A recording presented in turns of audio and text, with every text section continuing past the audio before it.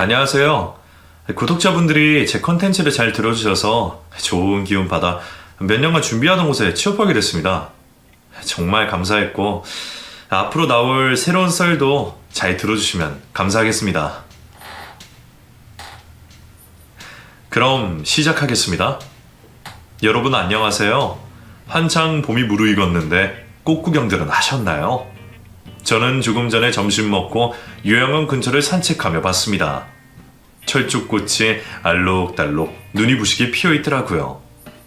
꽃을 보면서 조만간 저희 노예인 요양센터 어르신분들에게도 보여드리고 싶다는 생각이 들었어요. 거동이 가능하신 분들과 휠체어로 이동 가능한 분들을 모시고 천천히 주변 공원을 산책해야겠다고 생각했어요. 그래서 좀 전에 직원들에게 미리 말해뒀습니다. 요양보호센터에서 일하다 보면 가지각색의 사연을 가진 어르신들이 참 많아요. 한 분 한 분 안타까운 사연을 가진 분들이지만 그 중에서도 저는 유독 치매 환자를 보면 가슴이 먹먹해지고 생각이 많아집니다. 아픕니다. 실은 제 남편이 치매였거든요. 치매 환자분들은 현재와 미래를 점점 잃어가면서 과거에 살고 계신 분들이에요. 어느 정도 병이 진행되면 꼭 어릴 때 살던 집을 찾아가야 한다고 역정을 내시곤 합니다. 에이, 나 집에 갈 거야. 내 고향 옥천 보내줘. 어르신, 지금은 밤이라서 차편이 다 끊겼으니까 내일 제가 모시고 갈게요. 지금은 일단 주무실 시간이에요. 직원들이 치매 어르신들이 조금이나마 충격을 받지 않으시도록 그렇게 말씀드려도 소용이 없습니다. 눈을 흘기며 자신이 가장 힘들었을 때 만난 사람을 떠올리시는 분들도 많아요. 가만 보니 너 인연? 내 남편이랑 바라는 년 맞지? 내 집에 갈 거야. 나 갈 거야 인연들아. 그렇게 집으로 가고 싶어하는 어르신들을 보면 어쩔 수 없이 전 남편이 떠올라서 가슴 한켠이 먹먹해집니다. 참, 이렇게 말씀드리니 제가 젊은 사람인 줄 아실 수도 있겠네요. 실은 저도 우리 요양원 어르신들처럼 늙어가고 있는 노인이에요. 벌써 올해로 제 나이가 65이 됐습니다. 세월이 정말 빠르죠. 저도 이만큼 살다 보니 요양원에 계신 어르신들만큼 겪을 일 안 겪을 일 다양하게 경험하며 힘들게 버티고 살았습니다. 지금이라 이렇게 말할 수 있지, 저는 항상 쫓기는 사람처럼 숨도 제대로 못 쉬고 살았습니다. 이렇게 여유가 뭔지 알면서 살 수 있기까지 말도 못할 수많은 우여곡절을 겪어야 했어요. 오늘은 그 파란만장했던 저희의 이야기를 여러분에게 해드리고 싶어서 용기 내서 글을 쓰고 있습니다. 특별히 이곳에 사연을 보내는 이유는 다른 거 없어요. 제가 작년 연말부터 우연히 알게 돼서 가장 즐겨 듣고 있는 유튜브 채널이 여기거든요. 많은 분들의 사연을 들을 때마다 저의 지난날이 떠올라서 공감도 하고 눈물도 흘리고 웃기도 하면서 잘 듣고 있습니다. 그래서 저도 보답하는 마음으로 제 이야기를 써보려고 해요. 우선 제 인생을 돌아봤을 때 가장 먼저 떠오르는 사람은 남편입니다. 제 삶을 이렇게 뒤흔든 사람이 지금은 가고 없네요. 저에게 원수 같던 남편이 아이러니하게도 가장 힘들고 고통스러울 때 나타나 구원자가 된 기적 같은 이야기를 지금부터 시작해 볼게요. 저는 어려서부터 어머니와 단 둘이 살았습니다. 아버지에 대한 기억은 거의 없어요. 제 친아버지에 대한 기억은 항상 술을 마시고 엄마와 다투던 모습뿐입니다. 아버지는 제가 초등학교에 들어갈 무렵 어머니와 이혼하시고 집을 나갔어요. 어머니는 저를 혼자 키우시며 산전수전 다 겪어서 강다니는 분이셨어요. 어머니는 저에게 아버지이자 친구이자 엄마였습니다. 제가 중학생이 됐을 무렵부터 어머니는 저에게 입버릇처럼 하시는 말씀이 있었어요. 인수가 항시 남자를 조심해야 해요. 알지? 암요, 엄마가 길 무시박히도록 말씀하셨잖아요. 듣기 싫냐? 네 엄마가 하도 당한 게 많아서 그려. 알죠. 난 그냥 결혼 안 하고 살까봐. 엄마랑 둘이서 지금처럼 오순도순 살아야겠다. 제가 그렇게 말하면 어머니는 심각한 표정으로 말씀하셨어요. 그래도 결혼을 하긴 해야지. 우리 인숙이 귀하게 여기는 사내놈이랑. 난 엄마랑 평생 살 건데 뭐. 그런 걱정은 붙들어 매셔요. 허투루 한 말이 아니라 어머니와 저는 평생 같이 행복하게 살 수 있을 거라고 생각했습니다. 어머니가 그렇게 일찍 가실 줄은 꿈에도 몰랐어요. 불행은 저도 모르는 사이 제 앞으로 성큼 다가와 있었는데 저는 전혀 알아챌 수 없었어요. 저에게 감당하지 못할 불행이 닥친 시기는 갓 20살이 된 제가 대학교 간호학과에 입학하고 한창 신이 나게 학교를 다닐 때였어요. 어느 날 수업을 듣고 있는데 조교가 강의실에 들이닥쳐서 급하게 저를 찾았습니다. 김인숙! 여기 김인숙이 있어? 네, 제가 김인숙인데요. 학과 사무실로 지금 당장 와. 너희 어머니가 위독하시대. 그 말을 듣고 무슨 엉뚱한 소리를 하는 가 싶었어요. 평소에 아픈 것도 없었고 그날 아침에 저를 배웅해주던 건강한 엄마가 위독하다니 다 거짓말 같았습니다. 그런데 거짓말이 아니었어요. 어머니가 일하시던 식당에 가스 폭발 사고가 났고 어머니는 겨우 숨만 붙어있는 상태로 병원으로 옮겨졌다고 했습니다. 달려간 병원에서 의사가 저더러 어머니에게 마지막 인사를 하라고 했어요. 저는 죄 없는 의사가 원망스러워서 악을 써대며 소리를 질렀습니다. 무슨 소리야? 우리 엄마 안 죽어. 당신 의사잖아.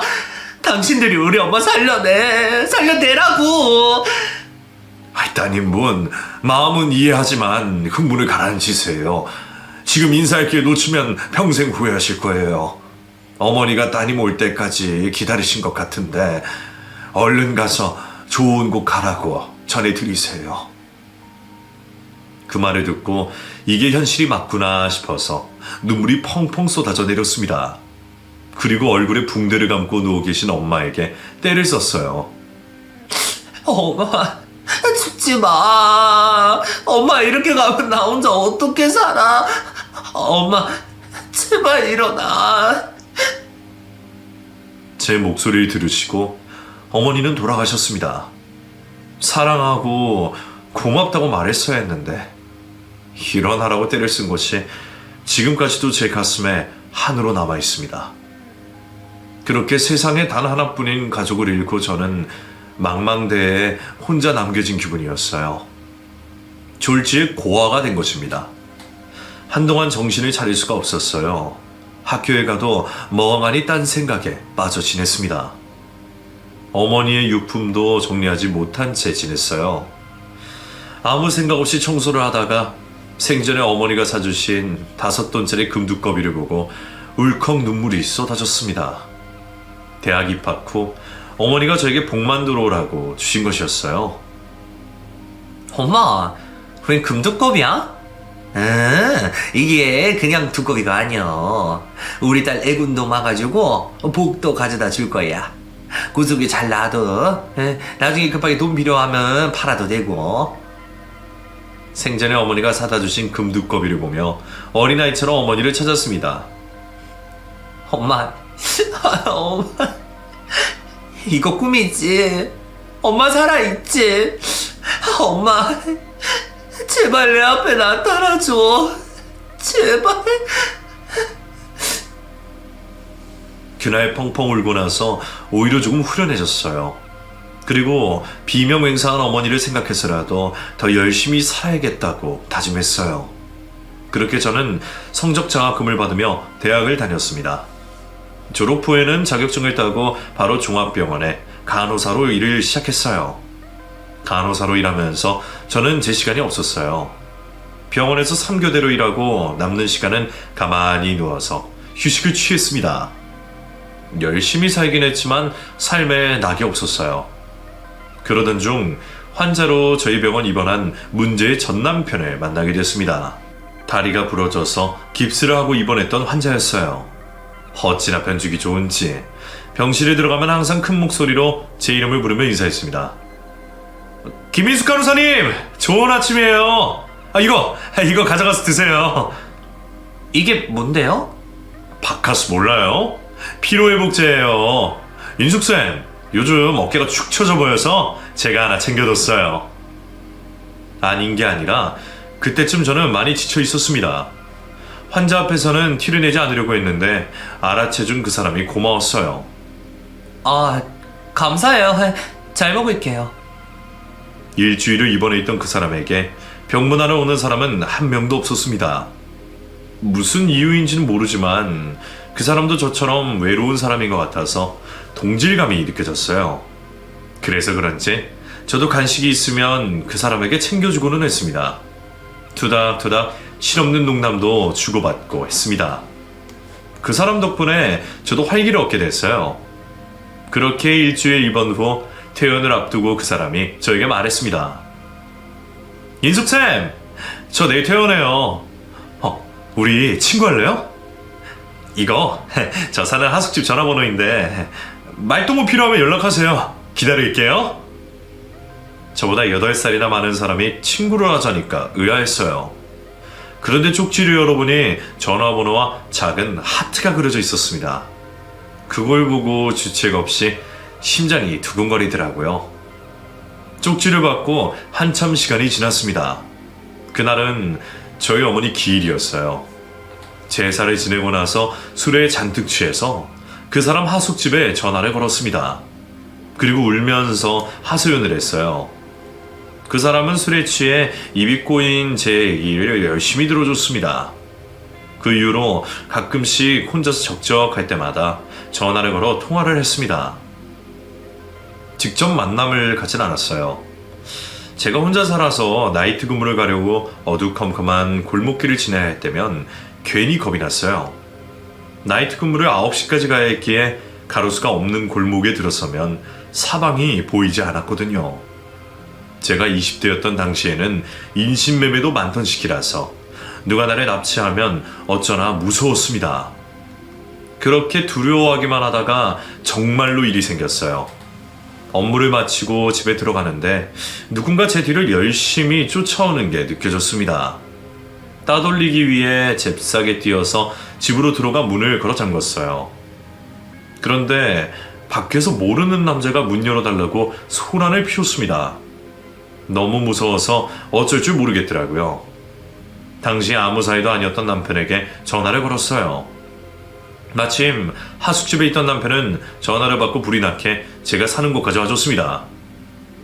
어이 형씨! 남의 집 현관 앞에서 뭐 하는 거야? 우리 집에 뭐 볼 일이라도 있어? 뭔 소리야? 내가 며칠째 지켜봤는데 이 집에 여자 혼자 살더구만. 너도 이 여자 쫓아내랬지? 야, 내가 먼저 찜했으니까 꺼져. 이 새끼가 미쳤나? 남의 마누라한테 뭐를 해? 야, 정말 죽고 싶냐? 얼른 꺼지지 못해? 저렁저렁한 소리에 귀가 죽어서 스토커가 말했습니다. 진짠가? 진짜 유부녀라고? 이게 말을 들어쳐먹질 않네. 너희는 잘 만났다. 같이 경찰서 가자. 얼른 가자고. 아니에요. 제가 착하게 나봐요. 형님 죄송합니다. 저 조용히 사라질게요. 니놈 같은 동생 둔 적 없어. 또 나타나면 그때는 이렇게 안 넘어간다. 죽을 각오하고 와야 할 거야. 남편은 그놈이 사라질 때까지 큰 소리로 윽박을 질렀고 주눅이 든 그놈은 주랭랑을 쳤습니다. 창문 밖으로 다시 보니 저를 쫓아온 남자는 비실비실 약해 보이는 사람이었어요. 그런 비실한 놈도 혼자 사는 저에게는 위협이 된다는 사실이 너무 괴로웠습니다. 그놈이 가고 나서 그제서야 한시름 놓인 저는 고마운 그 사람을 집에 들어오라고 했어요. 고마워요, 민철씨. 차라도 드시고 가세요. 힘이 빠진 제가 털썩 주저앉자 깜짝 놀란 그 사람이 저를 다독여줬어요. 많이 놀랐죠? 세상에 미친놈이 너무 많아요. 저런 놈은 분명히 또 다시 올 텐데 걱정이네요. 또다시 보복하러 올까봐 겁에 질린 저는 그 사람에게 일주일만 저희 집에서 같이 지내자고 제안했어요. 민철씨, 저랑 일주일만 같이 지내주실래요? 저 혼자 있기가 너무 무서워요. 당연하죠. 저만 믿으세요.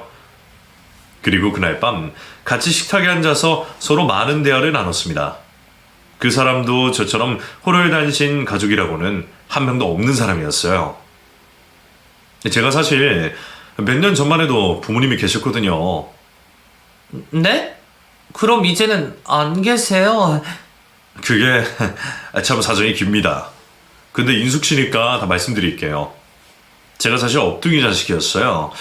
20평생 어머니 아버지가 제 친부모님이라고 생각했는데 남편은 20살 때까지 부모님과 지냈는데 성인이 된 이후에 출생의 비밀을 알게 됐다고 했습니다.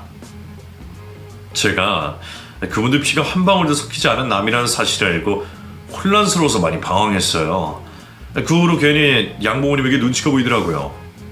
불편해진 게 싫어서 그래 집을 나왔어요.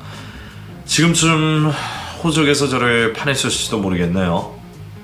그래도 말씀은 드리고 나오시지. 많이 걱정하실 텐데. 나오기 전에 한바탕 해내고 나와서 아마 그분들도 정 떨어졌을 거예요. 이만큼 키워줬으니 감사하긴 하지만 뭐 나중에 성공해서 찾아가서 그때 효도하면 되죠. 그 사람도 저처럼 외로운 사람이라는 사실을 알게 되고 저도 아무에게도 털어놓지 않았던 돌아가신 어머니에 관한 이야기를 했습니다. 말을 하는 내내 눈물이 흘렀어요. 제 얘기를 다 들은 그 사람이 덥석 제 손을 붙들고 그러더라고요. 인숙씨, 우리 외로운 사람끼리 서로 의지하면서 살아봐요. 내가 인숙씨 지켜줄게요. 일주일만 같이 살기로 했던 남편은 일주일이 지나도 나가지 않았고 자연스럽게 제 집에서 함께 살게 됐습니다. 그렇게 서로 의지하며 지내다가 결국 혼인신고까지 했어요. 남편은 건설회사를 다닌다고 했습니다. 혼인신고 전까지는 정말 그런 줄 알았죠. 혼인신고를 하고 살면서 저는 3교대 근무를 했기 때문에 남편이 사무실에 출근하는 줄로만 알았습니다. 무의심할 거리가 하나도 없었거든요. 그런데 한동안 일을 안 나가고 집에 있기에 슬쩍 물어봤습니다. 민철 씨, 당신 일 안 나가? 아, 그게 장기휴가 썼어. 장기휴가? 그런 걸 쓸 수가 있어? 나 이미 다 알아. 속이지 말고 그냥 말해. 그게 뭐가 어떻다고. 저의 떠보는 말에 남편 눈이 휘둥그레지더니 머뭇거리며 이야기했습니다. 아, 어떻게 알았어? 나 사실 노가다 뛰어. 벽돌도 나르고 시멘트도 바르고 뭐 많이 해. 당신의 병원 갔을 때도 2층에서 떨어져서 다리뼈가 부러진 거였어. 아니, 속이려고 한 건 아닌데 미안해. 당신 참 섭섭하다. 내가 뭐 당신 직업 보고 결혼했어? 당신이 듬직하고 좋으니까 결혼했지. 날 뭘로 보고. 안전하게 일해. 나 과부 만들기 싫으면. 제가 그렇게 말하자 남편이 환하게 웃었습니다. 신혼 초에 남편은 더없이 성실하고 자상한 사람이었어요. 일당을 받으면 꼬박꼬박 저에게 줬습니다. 여보, 받아. 오늘 일당. 국밥이라도 사 먹지 그랬어. 이 돈을 그대로 들고 왔어? 집에서 밥해 먹으면 되는데 뭐하러 돈을 써? 난 돈 관리 못하니까 당신이 차곡차곡 잘 모아줘. 그래, 알았어 여보. 저는 남편이 주는 돈을 열심히 모았습니다. 생활비는 거의 제 월급으로 썼어요. 얼마 후 임신을 했고 임신 8개월 차부터는 일을 쉬고 집에 있었습니다. 희한하게도 남편은 날이 갈수록 살이 빠졌어요. 제가 음식을 잘해주는데도 살이 빠지는 모습에 걱정이 됐습니다. 당신 왜 이렇게 홀쭉해졌어? 밥 안 먹고 다녀? 낯빛도 어둡고. 무슨 일 있지? 어디 아픈 거 아니야? 아니야. 요즘 입맛이 없어서 그래. 아무 일도 없어. 있어도 내가 다 해결할 거니까 걱정하지 마. 하지만 남편은 그 이후로는 꼬박꼬박 주던 일당도 주지 않았어요. 그리고 오히려 저에게 돈을 받아가고 술에 잔뜩 취해서 집에 들어오기 일쑤였습니다. 당신 진짜 왜 이래? 무슨 일인데? 혜수가 내 인생 참 그지 같다. 너랑 잘 살아보려고 했는데 하루아침에 빚쟁이가 됐어. 뭐? 그게 무슨 말이야? 알아듣게 얘기해봐. 남편은 같이 노가다리를 하면서 친하게 지낸 친구에게 빚 보증을 서줬다고 했어요. 안 해주려고 했는데 얼마나 끈질기던지. 그 친구는 아내와 분식집 운영하라고 했는데 대출을 받아야 한다며 남편에게 보증을 서달라고 끈질기게 부탁을 했대요. 분식집 계약까지 했다며 남편을 데리고 가기도 하고, 그래서 결국 3천만 원 보증을 서줬다고 했습니다. 지금으로 치면 1억이 넘는 돈이었습니다. 그리고 그 빚을 다 떠안은 거예요. 남편은 저에게 최대한 알리지 않고 해결하려고 노름장을 전전했다고 고백하더라고요. 만 원으로 시작했는데 6만 원이 되더라고. 계속하면 빚도 갚을 수 있을 것 같았어. 그러다가 없던 빚도 더 생기고, 나 진짜 죽고 싶어요, 여보. 축 처져서 속절없이 눈물을 흘리는 남편을 보며 저도 앞날이 막막해졌습니다. 저라도 정신을 차려야 한다는 생각이 들었어요. 앞으로 같이 해결하면 된다고 일단은 남편을 진정시켰습니다. 당신, 이제부터 도박은 절대로 하지 마. 우리 둘이 차근차근 갚아나가면 돼. 미안해, 윤수가. 내 푼도 아니고 내가 그 자식 꼭 찾아낼 거야. 그냥 포기해. 작정하고 잠적한 사람을 무슨 수로 찾아낸다고. 하지만 남편은 보증을 서준 그 인간을 찾겠다며 전국 방방곡곡을 뒤지고 다녔습니다. 딸아이를 출산할 때 남편은 제 옆에 없었어요. 진통을 느끼며 저 혼자 병원에 가서 아이를 낳았습니다. 기쁜 날이었지만 저는 펑펑 울었어요. 이러려고 결혼한 게 아닌데. 돌아가신 어머니가 남자 신중하게 만나라던 말씀도 생각나고 모든 게 서러워서 한참 울었습니다. 한 달이 넘게 집으로 돌아오지 않던 남편은 저희 딸 100일 전날 추레한 모습으로 집에 들어왔어요. 당신, 어디 갔다 이제 와? 우리 애 어딨어? 방에 있어. 뭐 하다가 이제 들어온 거야. 내가 얼마나 걱정했는지 알아? 남편은 대답도 하지 않고 자는 아이를 물끄러미 한참 바라봤습니다. 그러다 눈물 한 방울 뚝 떨구더니 저에게 이혼서를 내밀었어요. 이게 뭔데? 이혼? 이혼하자고? 미쳤어? 이렇게라도 해야 돼. 안 그럼 너한테도 똥물이 튈 건데. 우리 딸 서호랑 당신 살리려고 이러는 거야. 무슨 개뿔 뜯어먹는 소리야. 당신 나가서 또 노름했지. 바른 대로 말해. 제 말에 흥분한 남편이 벽을 향해 주먹을 날렸습니다. 그래봤자 자기 손만 아팠을 텐데 나 말이에요. 그래, 나 노름했어. 그러니까 이혼하자고. 나 당신의 이해 감당 못해. 얼른 도장 찍어. 남편의 날선 말에 저는 가슴에 송곳이 박히는 듯 아팠습니다. 정을 때려고 그랬는지 남편은 손에서 피가 나도록 벽을 치며 위협하고 난동을 부렸어요. 그러면서 말했습니다. 나 사실 너 앞으로 사채도 썼어. 그 돈이 1,000원 넘을 거야. 그 돈만 갚아줘. 뭐라고? 네가 나한테 어떻게 이럴 수가 있어? 네가 인간이야? 저는 남편에 대한 배신감으로 치가 떨렸습니다. 홧김에 이혼 도장을 찍었어요. 다음날 이혼장을 제출하러 갔다가 헤어지면서 남편이 저에게 말했습니다. 당신한테는 너무 미안해. 혼자서 힘들겠지만 우리 서우 잘 키워줘. 나 갈게. 그날 이후로 저는 남편이 제 이름으로 고리대금 업체에 진 1,000만 원의 빚을 갚아야 했습니다. 이자가 하도 높으니 월급의 3분의 2는 이자로 나갔어요. 밑 빠진 독에 물 붓기였습니다. 집을 팔면 그나마 좀 갚을 돈이 생겼겠지만 집을 팔 수는 없었습니다. 돌아가신 어머니가 평생을 일하며 얻은 집이었으니 저에게는 집이 곧 어머니 그 자체였기 때문에 절대로 팔지 않고 버텼어요. 힘들지만 쓰러지지 않았던 건 오로지 제 딸 덕분이에요.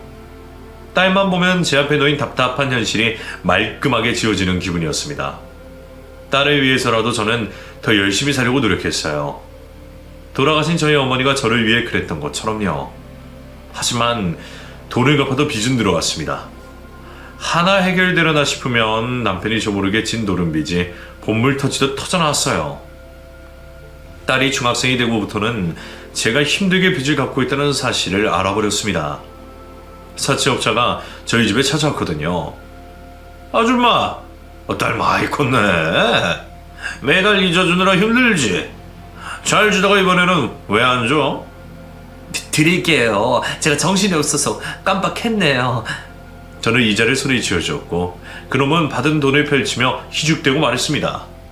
나중에 요청하면 딸이라도 넘겨. 원금까지 다 까줄 테니까.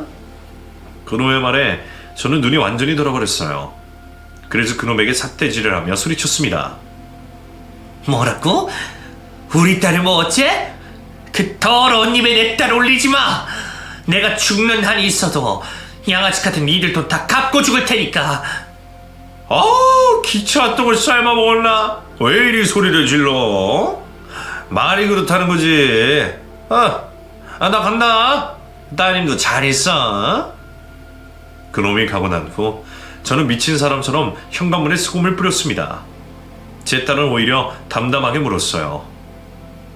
엄마, 왜 저런 건달한테 돈을 빌렸어? 엄마 그럴 사람 아니잖아. 나 아기 때 이혼한 아빠가 그런 거지. 맞지? 어떻게든 서우 너한테는 알리지 않으려고 했는데 미안해 서우야. 저는 제 결혼과 빚을 졌던 남편에 관한 이야기를 다 해줬어요. 딸은 무표정으로 심각하게 듣고 있었습니다. 그랬구나. 내 아빠지만 정말 끔찍하네. 엄마 혼자 힘들어하지 마. 내가 어른 되면 다 갚아줄게. 안 그래도 돼. 그런 걱정하지 마. 엄마는 우리 서우가 내 옆에 있다는 자체로 얼마나 고맙고 행복해. 앞으로 저놈들 집에 못 오게 할 거니까 무서워하지 말고. 저런 시정자 빼놈들 하나도 안 무서워. 엄마, 나 수대하러 갈게. 딸은 애써 씩씩한 척을 하며 자기 방으로 들어갔습니다. 귀어어린 게 생전 처음 듣는 비진이 아빠니 하는 이야기에 머릿속이 복잡했을 거예요. 하지만 제 딸은 강한 아이였습니다. 아랑곳하지 않고 더 열심히 공부에 매진했어요. 딸은 분명히 좋은 대학을 갈 수 있을 거라고 생각했습니다. 딸이 대학 입시 시험을 보러 간 학교 앞 정문에 엿을 붙이고 간절히 기도했습니다. 제 딸 꼭 이 학교에 합격시켜달라고요. 그런데 딸은 충분히 갈 수 있던 그 대학을 가지 않았어요. 엄마, 나 사실 시험 안 봤어. 대학보다 돈 버는 게 우선이야. 엄마 혼자 많이 힘들었잖아. 나랑 힘 합쳐서. 서우야, 너 왜 그랬어? 엄마가 무조건 대학은 가라고 했잖아. 너 정말 엄마 속상하게 해. 엄마, 나 다 컸어. 내가 선택한 일이야. 대학은 나중에 가도 되는데 뭐. 친구 동생이 고등학교 1학년인데 다음 초부터 과외하기로 했어. 나중에 나 사법고시 시험 볼 거니까 정말 걱정하지 마세요. 마음은 아팠지만 어느새 어른이 되어버린 딸의 결정을 따르기로 했습니다. 그때부터 제 딸은 과외며 빵집 점원이며 가리지 않고 닥치는 대로 일을 했어요. 그래도 딸이 힘을 보태주니까 깎이지 않을 것 같았던 사채빚도 조금씩 갚을 수 있게 됐습니다. 어두컴컴한 곳에서 희망의 빛 한 줄기가 보이는 듯 했어요. 그랬는데 간단한 건강검진을 받으러 간 병원에서 제 몸에서 종양이 발견됐습니다. 정말 하늘도 무심하다는 생각이 들었어요. 내가 왜 암에 걸려요? 이때까지 잘 버티고 살았는데 이제 서우랑 둘이서 잘 살 수 있었는데 무슨 암이긴 암이야. 당신 돌팔이 아니야? 위암 2기고 비교적 일찍 발견하신 거라 수술만 잘 되면 완치까지 하실 수 있습니다. 믿을 수 없어서 저는 혼잣말을 중얼거렸습니다. 그 치료비는 어떻게 감당하려고?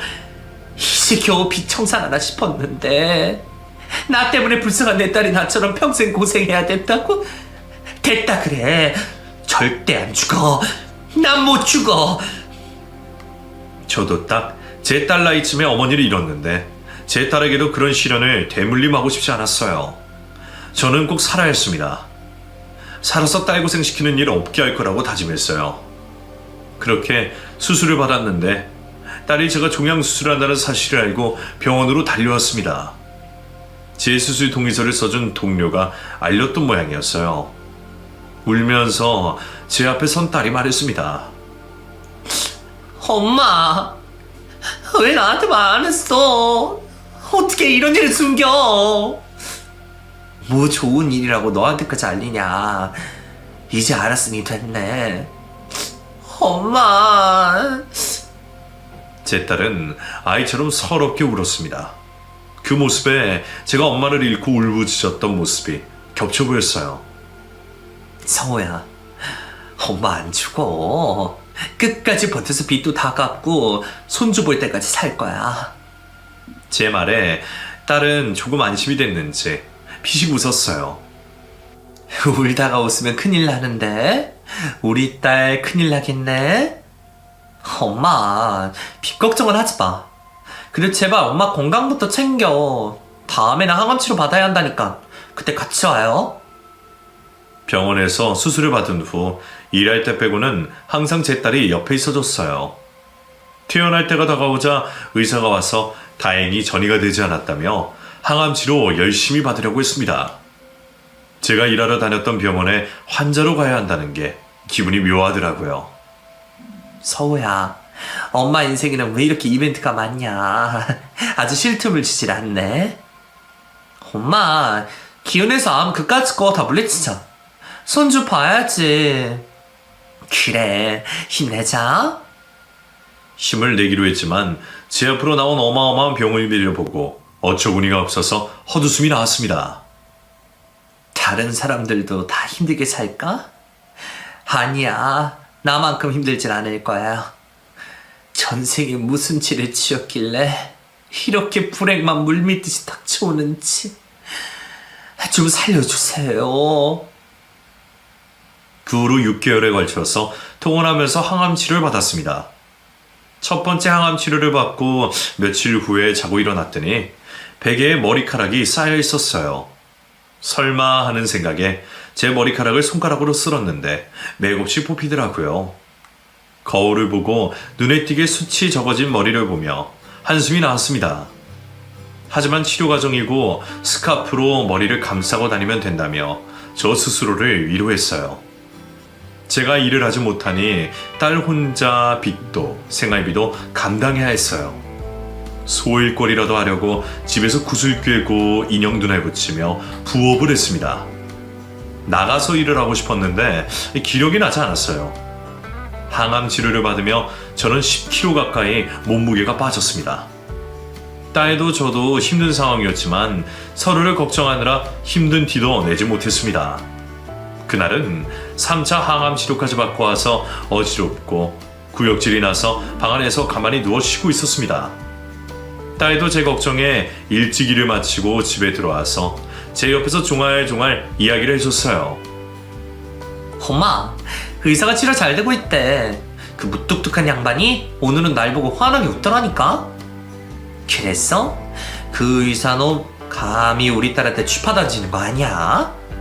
담사스럽게 그게 무슨 말이야. 엄마 주치의 몇 살인 줄 알아? 58살이야. 그렇게 나이가 많았어? 살아있으면 네 애비랑 나이가 같네. 저도 모르게 전 남편이 떠올라서 말해놓고도 당황스러웠습니다. 그런데 마치 영화처럼 그 찰나에 누군가 저희 집 현관문에 발로 차는 소리가 들렸어요. 아, 문 열어! 아, 나왔어! 문 열어! 그 목소리를 듣고 온몸에 소름이 쫙 끼쳤습니다. 목소리만으로 누군지 바로 알아차렸어요. 20년 전에 집을 나간 남편 목소리였습니다. 그 사실을 모르는 제 딸 서우는 팔에 걷어붙이고 현관 앞으로 가서 꽥 소리 질렀습니다. 누군데 남의 집 찾아서 문 열라는 거야? 아저씨, 술 취했으면 곱게 집에 가세요. 아, 문이나 열어! 얼어 죽겠어! 현관 밖에서 남편이 소리를 질렀고 딸은 저에게 조용히 속삭였어요.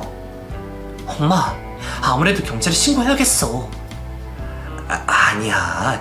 서우야, 내가 아는 사람 목소리 같아. 정말? 누군데?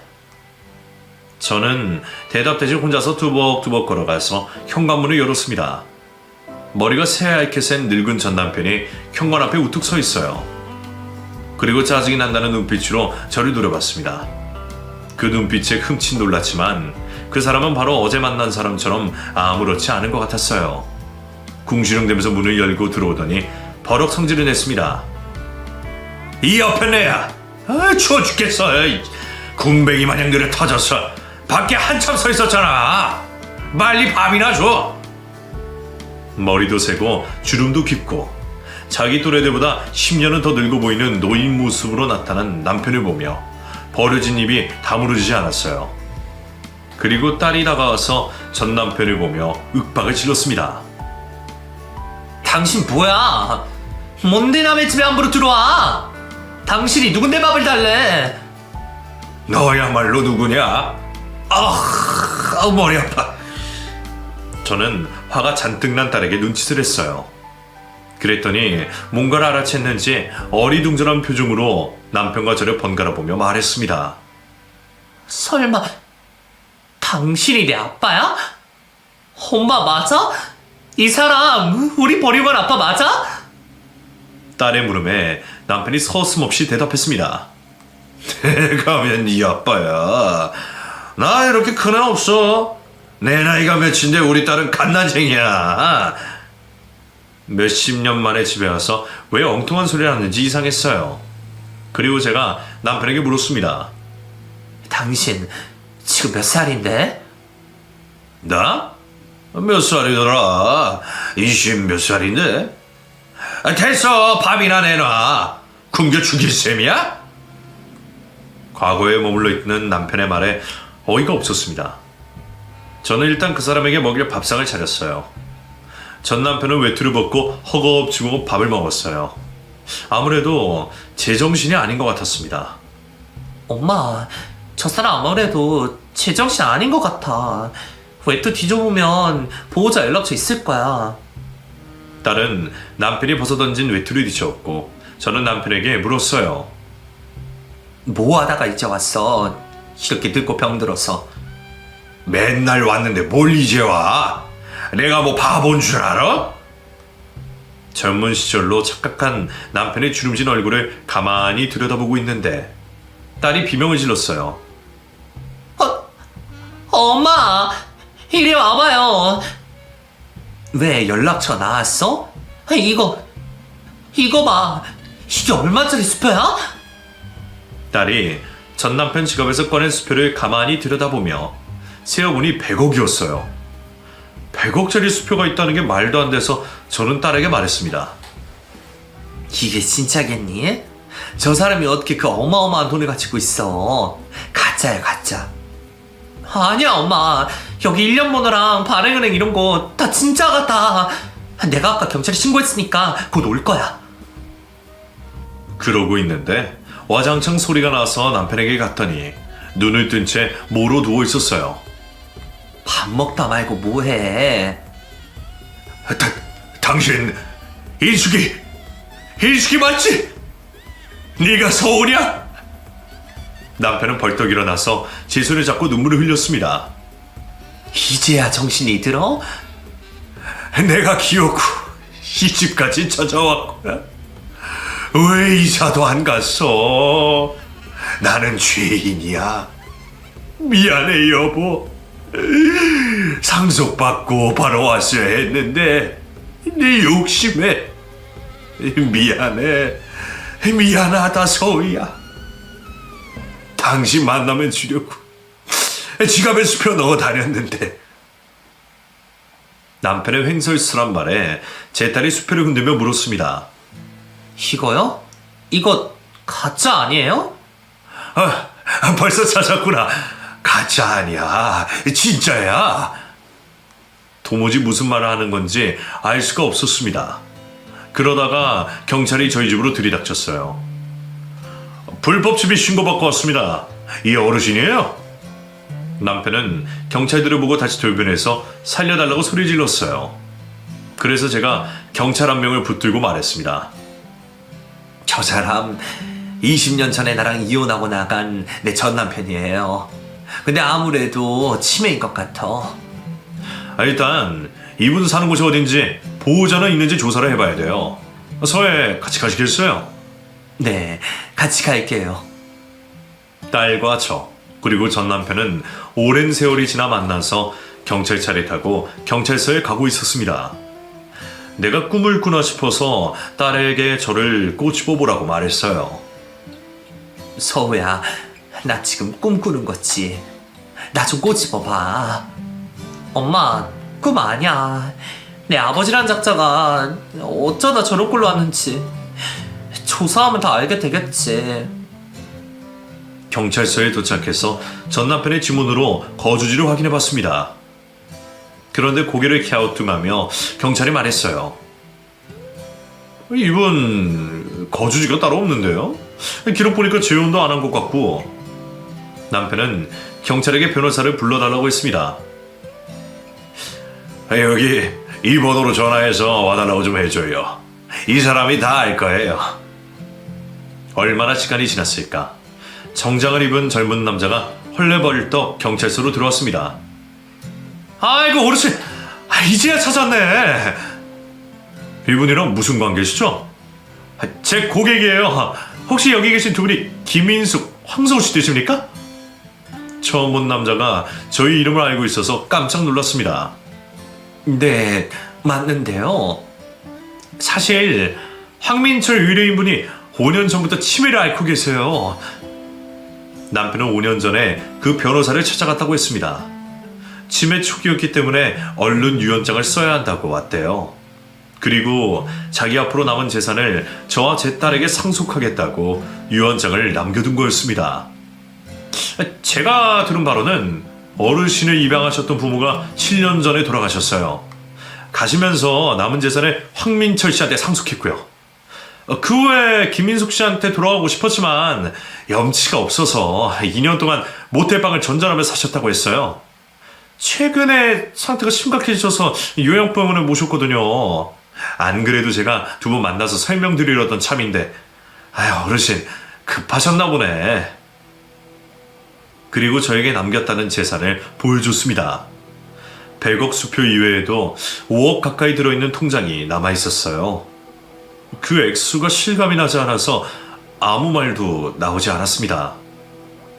어르신이 두 분 앞으로 남긴 편지가 있는데 한번 보실래요? 변호사의 물음에 당장 보여달라고 했습니다. 5장이나 되는 편지에는 저와 딸이 그립지만 염치가 없어서 돌아갈 수 없다고 적혀 있었어요. 양부부가 남긴 재산을 흥청망청 쓰고 있는데 아직도 감당할 수 없을 만큼 많은 돈이 남았다며 고생시킨 저에게 속죄하고 싶다고 써 있었어요. 그리고 놀랍게도 제 딸이 20살이 되기 전까지 1년에 한 번씩 저희 집 근처에 와서 몰래 딸을 보고 갔다고 적혀 있었습니다. 당신이 애를 아주 잘 키웠더라고. 서우 훔쳐보다가 발이 꺾여서 바닥에 자빠졌는데 서우가 달려와서 나를 보축해 줬어. 지 아빠인지도 모르고 말이야. 내가 아빠라는 말이 목 끝까지 나왔는데 차마 할 수가 없더라.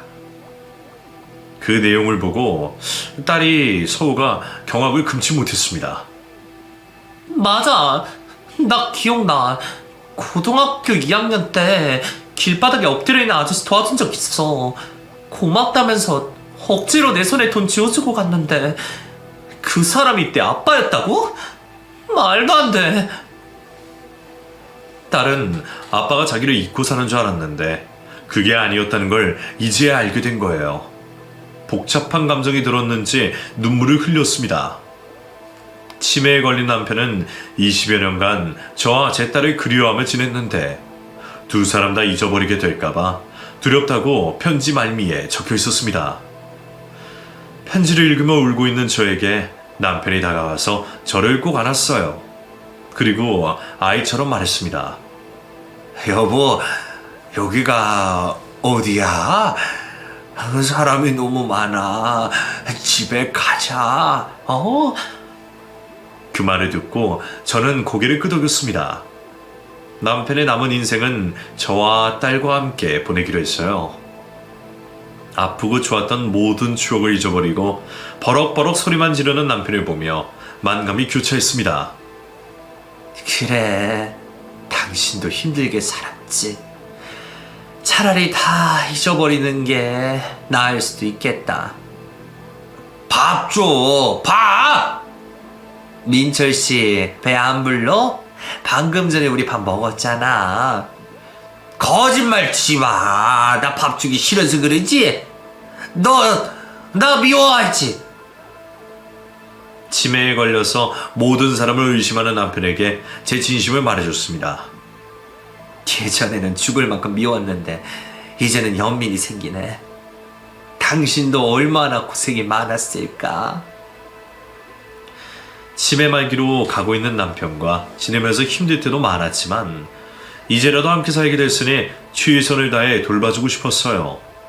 딸도 가끔씩 남편과 동네 산책을 나갔습니다. 그렇게 남편을 돌보는 사이에 저는 항암 치료를 다 마치고 종양이 없어졌다는 진단을 받았습니다. 종양이 이제 깔끔하게 사라졌네요. 그래도 다시 재발할지도 모르니까 아직 완치라고 말씀 못 드립니다. 5년 동안 꾸준히 병원 오시고 별 탈 없으면 다 나았다고 보셔도 돼요. 감사합니다, 선생님. 제가 다시 살 줄은 몰랐어요. 감사합니다. 먹는 거 조심하시고요. 건강 유지 잘 하세요. 저는 더 이상 항암 치료를 받지 않아도 됐습니다.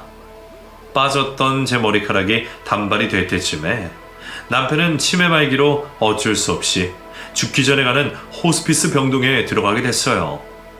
저는 딸과 돌아가면서 남편 옆에 상주하며 남편의 상태를 지켜봤습니다.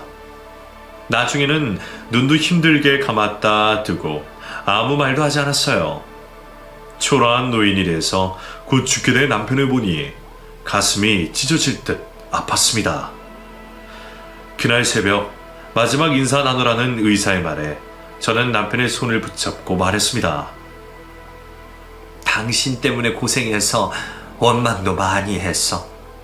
그래도 당신 덕분에 내 딸 서울에 나왔으니까 이제 다 용서할게. 당신도 훌훌 털어내고 편하게 가. 옆에 서 있던 딸도 제 아빠에게 마지막 인사를 했습니다. 아버지, 한 번도 만나지 못한 아버지가 사실 궁금하고 미웠어요. 그런데 이제 난 아버지를 일찍 못 만난 게 슬프네요.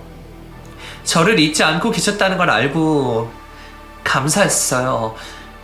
엄마랑 저 걱정하지 마시고 좋은 곳으로 가세요. 그리고 나중에 또 봬요. 딸이 인사를 하고 몇 분 뒤에 남편은 숨을 거뒀습니다. 장례를 치르고 볕 좋은 자리에 묻어줬어요. 남편의 비석을 보며 저희의 운명이 참 야속하다는 생각을 했습니다. 남편을 떠나보내고 한동안 가슴이 허전하고 먹먹하더라고요. 딸이 현실적인 일들을 하나씩 해결했습니다. 남편이 저희에게 남겨준 돈으로 지긋지긋한 빚을 다 청산했어요. 그리고 서우는 미뤄뒀던 공부에 몰두했어요. 딸은 공부 시작하고 3년 만에 사법고시에 합격했습니다. 합격 발표 날에 딸과 얼싸안고 방방 뛰었습니다. 자기가 원하던 목표를 이룬 걸 보면서 자랑스럽고 대견했어요. 시간이 지나 저는 위암 완치 판정을 받았어요. 완치 판정을 받고 평생 일만 했으니 조금만 쉬자며 취미생활도 하고 친구도 사귀었습니다. 남편이 치매에 시달리다가 하늘로 간 이후부터 저에게 하나의 목표가 있었습니다.